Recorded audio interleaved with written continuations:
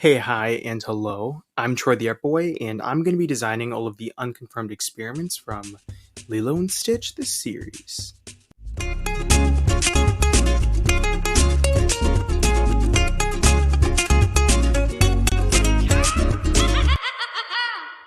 An account over on Instagram called Lilo's Library actually reached out and then commissioned me to design all of Jumba's experiments that hadn't ever been released.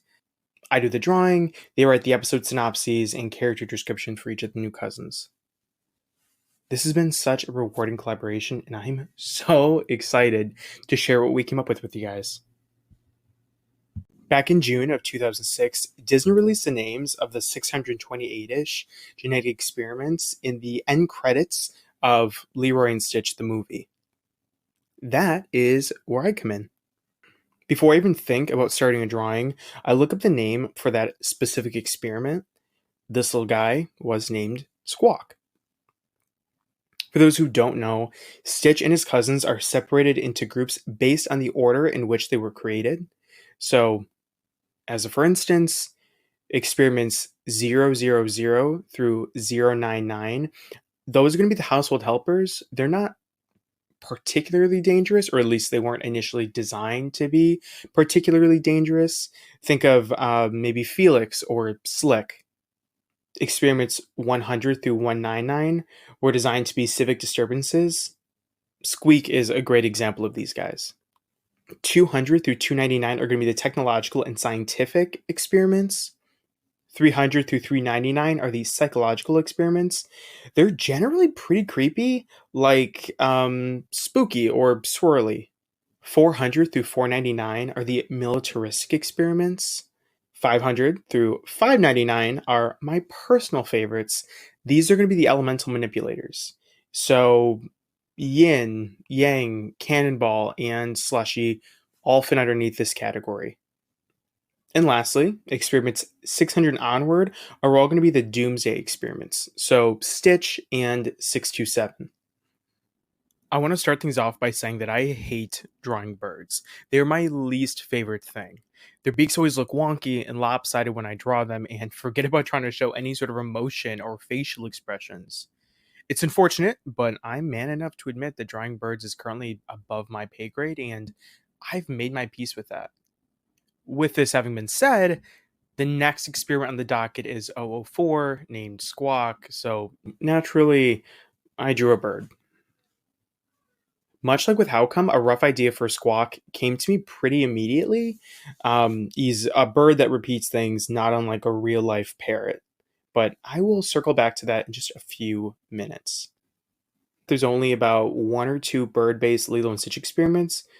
Hunka Hunka and, I don't know, I guess Lax. Since there wasn't a lot of source material to go off of here, I knew I needed to tread lightly. If I leaned too heavily into the bird territory, I was nervous that the design wouldn't read as a Lilo and Stitch experiment. One of my goals for this entire project is to create fan art without it looking too fan arty, if that makes sense. For those of you who might not know, about 25 years ago, in lieu of an era of stagnation for the company, Disney Animation decided to work with their lead storyboard artist, Chris Sanders, to develop a film that would later be known as Lilo and Stitch. The film would be simple from a budget perspective, but no less simple when it came to its message and heart. From my understanding, Disney actually tried something like this back in the 40s with the animated Dumbo movie. Movies like these tend to rely heavily on the unique visuals and creativity in order to compensate for their lack of funding. Case in point, the pink elephant scene from Dumbo.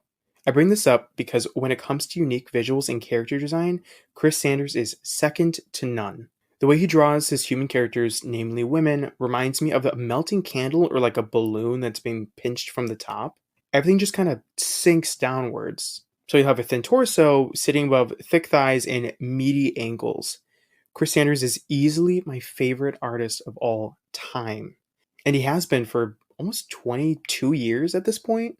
I'm not sure why his style resonates with me so much, but if I had to guess, I think it has to do with the fact that my own personal art style has always sort of been rounded and bubbly, much like his. There's a comfort for me in what he does, I guess. If you want to learn more about how Lilo and Stitch the movie was made, there are a bunch of really great videos here on YouTube that I can link to, including a documentary featuring Chris Sanders himself. I've spent the last 4 years of my life collecting reference photos of every official Lilo and Stitch experiment I could find, every sketch from Chris Sanders I can get my grubby little fingers on, as well as I've stockpiled numerous screen grabs from the series itself. All of this was integral in me sketching a character that both felt fresh and new for the franchise, while also following some of the signature stylings of both Chris Sanders and the Lilo and Stitch franchise as a whole.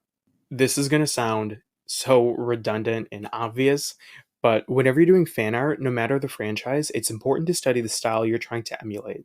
Most art styles have a couple of key traits that work as sort of artistic shorthands, if you will. The Gravity Falls artists, for example, draw with a lot of basic shapes, think circles and triangles. On the contrary, the illustrators responsible for Ben 10 Alien Force work with a lot of straight lines with sharp edges. For Lilo and Stitch, those shorthands include almond-shaped dark eyes, round noses, facial wrinkles, and toenail circle things. Oh, and of course, no sharp edges. I hope this goes without saying, but not all characters in the show need to check all of those boxes. There are multiple experiments that don't have one or two of those characteristics, yet they still work. In fact, Mr. Stenchy, Cloudy, and Thrasher are all such experiments. However, with each of them, they might not have all of those signature stylings, but they do have at least one or two. Mr. Stenchy has big Disney princess eyes, but still has a couple of face wrinkles, soft rounded edges, and tiny baby nail toe things. Cloudy doesn't have feet or a nose, but they're constructed entirely of round shapes with dark almond eyes. Thrasher is pretty unique because he has no nose, he has non-traditional Lilo and Stitch eyes, very few face wrinkles, and no rounded toes. The design, however, still very much fits in the same universe as Stitch. Now, why is that? Well, the art here focuses heavily on round shapes. The light patches on both Thrasher's body and head resemble the dark fur patches on Stitch's back, as well as the artist added wrinkles around the base of each one of the arms. What I'm saying is it's okay and sometimes fun to subvert traditional design norms for a specific canon in one area, so long as you compensate it for it somewhere else. Otherwise, you run the risk of drawing a character that reads as something completely foreign to the world you're trying to put it in. So, because I wasn't able to incorporate the types of round noses we've all come to know and expect from the cousins, I decided instead that I needed to lean more heavily on as many of those other character staples as I could, namely the eyes and the rounded toes. I also added a couple of dark fur patches that experiments like Stitch have for good measure. Oh, and I also decided to give him ears because I thought it would look cute, and I'm glad that I did. I think it makes Squawk register as bird-like instead of just being a bird, you know? Up next, I added the colors. Birds come in so many colors, so I found it particularly difficult to settle on a color palette that I was happy with for Squawk. For a while, I liked the idea of making him yellow with blue accents, but it looked off to me. I tried adding some red to the design, but I really didn't love that either. Then I started thinking about a parrot my mom and I used to have when I was growing up. His name was Monty, and he was a yellow-headed Amazon.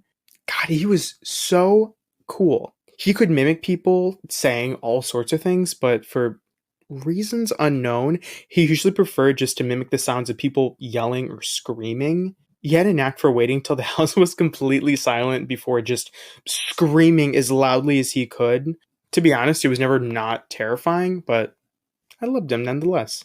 Anyways, I immediately knew that I wanted to incorporate Monty's color scheme into this design, so I did. I was apprehensive about having both experiments 003 and 004 being mostly green, but with keeping the grand scale of this project in mind, I really don't think it matters that much. Lilo's library and I brainstormed for a hot minute about what to do for Squawk's primary function. We settled on having him be a thought transcriber. Basically, Jumba created him to take notes, then repeat said notes back to the evil genius when asked to. Unfortunately, this creation was interrupted, resulting in Squawk repeating sentences forward, but with each individual word in the sentence being backwards. For example, instead of saying, I love you, he'd end up saying something like, I evol yo. The synopsis for this episode has Lilo and Stitch being enlisted by Moses to volunteer for a local cleanup. Meanwhile, Jumbo begins to suffer from a serious case of evil genius block. Will the recent activation of an early ID repeating experiment be exactly what the doctor ordered? Before I let you guys go, I wanted to show you a couple of early designs for Squawk. The only thing I really did different from iteration to iteration was the color scheme, and I'm curious to hear which version of the character you all prefer.